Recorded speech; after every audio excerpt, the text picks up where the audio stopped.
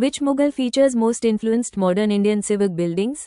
Modern Indian civic buildings have drawn extensive inspiration from Mughal architecture, incorporating several iconic features that continue to define India's public architectural identity.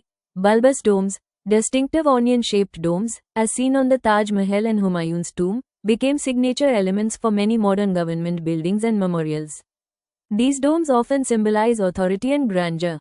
Symmetry and axial planning. Mughal buildings frequently used strict geometric balance and axial layouts, which now influence planning for government complexes, museums, and public institutions.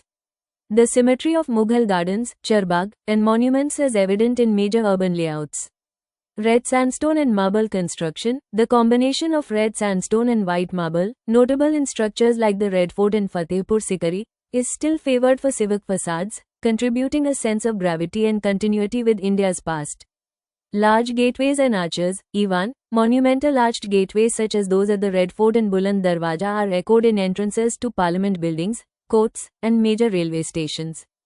Jali screens and ornamentation. Intricately carved stone lattice work, Jali, provides visual appeal and passive ventilation, particularly in civic spaces and corridors.